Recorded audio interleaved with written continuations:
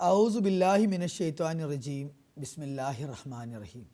അല്ലാഹുമ്മ സ്വല്ലി അലാ മുഹമ്മദിൻ വഅലാ ആലി മുഹമ്മദിൻ കമാ സല്ലൈത അലാ ഇബ്രാഹീമ വഅലാ ആലി ഇബ്രാഹീമ ഇന്നക ഹമീദും മജീദ്. അല്ലാഹുമ്മ ബാരിക് അലാ മുഹമ്മദിൻ വഅലാ ആലി മുഹമ്മദിൻ കമാ ബാരക്ത അലാ ഇബ്രാഹീമ വഅലാ ആലി ഇബ്രാഹീമ ഇന്നക ഹമീദും മജീദ്. റമദാൻ ദർസിൻ്റെ ഇന്നത്തെ വിഷയം രോഗിയും നോമ്പും എന്നതാണ്.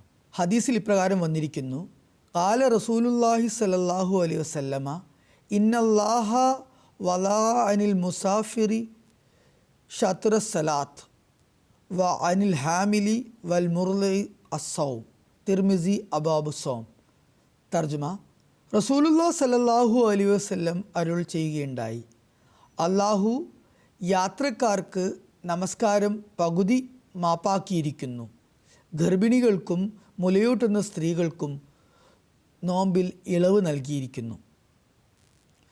നമുക്കറിയാം, ഇസ്ലാം എന്നത് വിശ്വാസികളുടെ അതുപോലെ തന്നെ ദേവദാസന്മാരുടെ സൗകര്യവും അവരുടെ എളുപ്പവും മുൻനിർത്തിയുള്ള കൽപ്പനകളാണ് നൽകുന്നത്.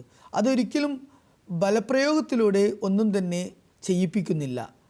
പരമാവധി സൗകര്യവും അതുപോലെ തന്നെ മാനുഷിക ശക്തിയും മാനുഷിക ശേഷിയുമൊക്കെ മുൻനിർത്തിയാണ് കാര്യങ്ങളൊക്കെ ചെയ്യാൻ പറഞ്ഞിട്ടുള്ളത്. ലാ യുകല്ലിഫുല്ലാഹു നഫ്സൻ ഇല്ലാ വുസ് ആഹാ എന്നാണ് വിശുദ്ധ ഖുർആൻ്റെ അടിസ്ഥാന അധ്യാപനം. അതായത് അള്ളാഹു ഒരിക്കലും മനുഷ്യൻ്റെ ശക്തിക്ക് കഴിവിന് അതീതമായി ഒരു കാര്യവും അവന് അടിച്ചേൽപ്പിക്കുന്നില്ല. ഞാനിവിടെ കേൾപ്പിച്ച ഹദീസിൻ്റെ വ്യാഖ്യാനത്തിലേക്ക് നാം പോകുമ്പോൾ നമുക്ക് മനസ്സിലാക്കാൻ സാധിക്കുന്നത്, ഏതുപോലെ യാത്രാവേളയിൽ നമസ്കാരം കസറും ജമ്മുമായി അനുഷ്ഠിക്കാനുള്ള ഇളവ് നൽകപ്പെട്ടിട്ടുണ്ടോ, അതുപോലെ തന്നെ നോമ്പിൻ്റെ കാര്യത്തിലും യാത്രക്കാർക്കും രോഗികൾക്കും അത് പിന്നീട് ചെയ്തു വീട്ടാവുന്നതാണ് എന്ന ഒരു ഇളവ് നൽകിയിട്ടുണ്ട്. അതിനെക്കുറിച്ച് വിശുദ്ധ ഖുർആൻ്റെ പ്രസ്താവന ഇപ്രകാരമാണ്: ഫമൻ കാന മിൻകും മരീളൻ ഔ അലാ സഫറിൻ ഫഇദ്ദത്തും മിൻ അയ്യാമിൻ ഉഖർ. സൂറത്തുൽ ബഖറ 185 വചനം. ഇനി നിങ്ങളിൽ ആരെങ്കിലും രോഗിയാവുകയോ യാത്രയിലാവുകയോ ചെയ്താൽ അത്രയും കാലയളവിലുള്ള നോമ്പ് മറ്റു ദിവസങ്ങളിൽ പൂർത്തിയാക്കേണ്ടതാണ്. അതായത് നോമ്പുകാരന് യാത്ര അനിവാര്യമായി വരികയാണ്, അല്ലെങ്കിൽ നോമ്പുകാരന് റമദാൻ മാസത്തിൽ രോഗം ബാധിക്കുകയാണ്, അങ്ങനെയാണെങ്കിൽ അവന് അത് പിന്നീട് എടുത്തു വീട്ടേണ്ടതാണ്. എന്നാൽ ഒരു വിഭാഗം ആളുകളുണ്ട്, അവർ ഇതിൽ നിന്നും ഒഴികഴിവുള്ളവരാണ്, അവർക്ക് വിട്ടുവീഴ്ച ചെയ്യപ്പെട്ടവരാണ്. ആ ഒരു വിഭാഗത്തെക്കുറിച്ച് ആണ് ഈ ഹദീസിൽ പരാമർശമുള്ളത്. ആ ഒരു വിഭാഗത്തിൽ പെട്ടവരാണ് ഗർഭിണികളും മുലയൂട്ടുന്ന സ്ത്രീകളും. നമുക്കറിയാം, ഗർഭാവസ്ഥയിൽ നോമ്പ് പോലുള്ള വളരെ പ്രയാസകരമായ ഒരു ആരാധന നിർവഹിക്കുന്നതിലൂടെ ആ സ്ത്രീ ഗർഭസ്ഥ ശിശുവിനും അതുപോലെ തന്നെ ഗർഭിണിക്കും ആരോഗ്യ പ്രശ്നങ്ങളുണ്ടാകാം. അതുപോലെ തന്നെ മുലയൂട്ടുന്ന സ്ത്രീകൾ പൊതുവെ ദുർബലരായ അവസ്ഥയിലായിരിക്കും ഉണ്ടാകുക. അത് കാരണം അവരുടെ ഭക്ഷണ പാനീയങ്ങൾ ഒഴിവാക്കുന്നത് കാരണം ആ മുലയൂട്ടുന്ന സ്ത്രീകൾക്കും അവരുടെ കുഞ്ഞുങ്ങൾക്കും ആരോഗ്യ പ്രശ്നങ്ങളും ഉണ്ടാകാം. അതുകൊണ്ട് തന്നെ ഇവർക്ക് നോമ്പിൽ നിന്നും ഇളവ് നൽകിയിട്ടുണ്ട്. അത് ഖുർആനിൽ വന്ന മരീദ് അഥവാ രോഗി എന്ന ഗണത്തിൽ തന്നെയാണ് ഇവർ റസൂലുള്ളാഹി സ്വല്ലല്ലാഹു അലൈഹി വസല്ലം ഉൾപ്പെടുത്തിയിട്ടുള്ളത്. അഹമ്മദിയ വീക്ഷണവും അതുതന്നെയാണ്. എന്നാൽ ഇങ്ങനെ നോമ്പ് വീട്ടാൻ പറ്റാത്തവർക്ക്, അല്ലെങ്കിൽ നോമ്പ് വീട്ടാൻ പിന്നീട് നോമ്പ് വീട്ടാൻ സാധിക്കുന്നവർക്കും വിശുദ്ധ ഖുർആൻ്റെ അധ്യാപന പ്രകാരം അവർ ഫിദിയ നൽകേണ്ടതാണ്. പ്രായശ്ചിത്തമായി അഗതികൾക്ക് 2 നേരത്തെ ഭക്ഷണം ഒരു നോമ്പിന് പകരമായി നൽകേണ്ടതാണ്. ഇങ്ങനെ ഫിദിയ നൽകുന്നത് കൊണ്ട് നോമ്പ് മാപ്പാക്കപ്പെടുന്നില്ല. ഫിദിയ നൽകുന്നത് നോമ്പ് എടുക്കാനുള്ള ശേഷി, കഴിവ്, പ്രാപ്തി, തൗഫീക്ക് വീണ്ടും ലഭിക്കാൻ വേണ്ടിയാണ് ഫിദിയ നൽകുന്നത്.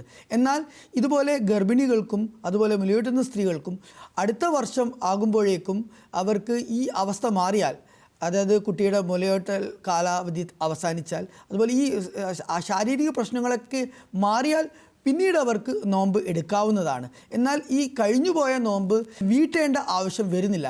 കാരണം അത് പിന്നെ ഒരു നോമ്പിൻ്റെ വീട്ടേണ്ട കാലാവധി അടുത്ത നോമ്പ് വരെയാണ്. ആ സമയം മുഴുവൻ അവർ ഈ തരത്തിലുള്ള അസ്വസ്ഥതകളിലൂടെയാണ് അവർ കടന്നു പോകുന്നത്. അതുകൊണ്ട് തന്നെ നോമ്പ് നിർബന്ധമായും അവർക്ക് വീട്ടേണ്ടതില്ല. അതുകൊണ്ട് തന്നെ അഭികാമ്യമായത് അവർക്ക് ഫിദിയ നൽകലാണ്. അതുപോലെ നോമ്പിൽ നിന്നും ഒഴികഴിവുള്ള മറ്റൊരു വിഭാഗം രോഗികളാണ്. ആ രോഗികളിൽ ഈ ഗർഭസ്ഥ ശിശുവിന് ഉള്ള ഗർഭിണികൾ, അതുപോലെ തന്നെ മുലയൂട്ടുന്ന സ്ത്രീകൾ കൂടാതെ വാർദ്ധക്യ സഹജമായ കാര്യങ്ങളാൽ ആരോഗ്യാവസ്ഥ ശരിയല്ലാത്ത വൃദ്ധജനങ്ങൾ, അതുപോലെ തന്നെ സ്ഥിരം രോഗികളായ രോഗത്തിൽ നിന്ന് മോചനം ലഭിക്കാതെ തുടരുന്നവർ, വർഷങ്ങളോളം നീണ്ട രോഗങ്ങളിൽ അടിപ്പെട്ടവർ, ഇവരൊക്കെ തന്നെ ഈ ഇളവ് ലഭിച്ചവരിൽ ഉൾപ്പെടുന്നതാണ്. കാരണം അവർക്ക് പിന്നീട് നോമ്പ് എടുക്കേണ്ട ഒരു സാഹചര്യം തന്നെ ഉണ്ടാകുന്നില്ല. അതുകൊണ്ട് അവർ അവരുടെ കഴിവനുസരിച്ച് ഫിദ്യ നൽകി അവർക്ക് ഈ നോമ്പിന് പകരമായി ഫിദ്യ നൽകി അവർക്ക് നോമ്പിൽ നിന്നും വിട്ടുവീഴ്ച ലഭിക്കുന്നതാണ്. ഹസ്രത്ത് മസീമോദ് അലൈഹി സ്വലാത്തു വസ്സലാം ഇങ്ങനെ രോഗികളുടെ നോമ്പ് നോക്കുന്നതിനെ കുറിച്ച് ഇപ്രകാരം പറയുകയുണ്ടായി: ആരാണോ ശരിക്കും രോഗി എന്ന അവസ്ഥയിലുള്ളത് അവർ നോമ്പെടുക്കാതിരിക്കുന്നതാണ് അവർക്ക് അഭികാമ്യം. കാരണം ദൈവകൽപ്പന പാലിക്കുക എന്നതാണ് നോമ്പിൻ്റെ വിധി. ദൈവകൽപ്പനയുള്ളത് രോഗികൾ രോഗാവസ്ഥയിൽ നോമ്പെടുക്കരുത് എന്നാണ്. അതുകൊണ്ട് തന്നെ ഹസ്രത്ത് മസീഹ് ഇസ്ലാമിൻ്റെ വചനങ്ങൾ ഇപ്രകാരമാണ്: ആരാണോ രോഗിയായിരിക്കുന്നത് അല്ലെങ്കിൽ യാത്രയിലായിരിക്കുന്നത് അവർ റമദാൻ മാസത്തിലുള്ള നോമ്പ് പിന്നീടാണ് എടുക്കേണ്ടത്. ആ സമയത്ത് രോഗാവസ്ഥയിലും യാത്രാവസ്ഥയിലും അവർ നോമ്പ് എടുക്കുകയാണെങ്കിൽ അത് ദൈവകൽപ്പനയ്ക്ക് എതിരാണ്, അവർ ദൈവത്തെ ധിക്കരിക്കുകയാണ് ചെയ്യുന്നത് എന്നാണ് ഹസ്രത്ത് മസീഹ് ഇസ്ലാം പറഞ്ഞിട്ടുള്ളത്.